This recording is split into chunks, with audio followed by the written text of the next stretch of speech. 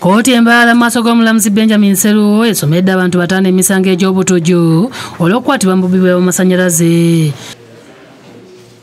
Bino byali ku kyalo Butenga Kishuro mu ggombolola y'Ebirere eyisingire mu kikwekweto ekyakolebwa omwezi guno. Abaakwatibwa kuliko Atusaasirwa Richard w'emyaka 27 omutuuze w'Eyibanda era nga mukozi w'amasannyalaze n'ekitongole kya Polycom Technical Engineering Service Mwekambe Innocent w'emyaka 24 okuva Eyibanda, Johnson Mutaho emyaka 36 abangi gwe bamanyi nga Mwine omutuuze w'Embarara era nga mukozi wa Umeme, Mutabi ery'Embaala Tashobya Edigo emyaka 35 nga dereva era mutuuze wa Rutagarama mu kibuga Mbaara Sakotu Musime Samuel ow'emyaka 4 naye mutuuze w'Embarara. Bategeeza ng'okubba ebintu by'amasannyalaze ekitaataaganya enkulaakulana ereetebwa gavumenti okuyingira eddembe ly'abantu n'okwonoona eby'amasannyalaze ekiviirako abantu okubulwa okufuna obuweereza bw'amasannyalaze.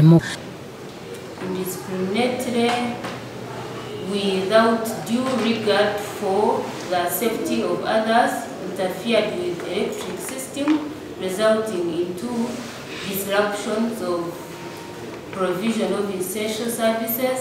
Era wano omulamuzi Seru oluvannyuma lw'okuwasomera omusango tebakkiriziddwa kubaako kye boogera olw'okuba nti kkooti eno terina buyinza buwulira musango guno. Bano oluvannyuma basindise ku alimanda okutuusa ennaku z'omwezi lumu omwezi ogujja. Download the app on App Store or Google Play Store now. Vision Digital Experience, the future of media.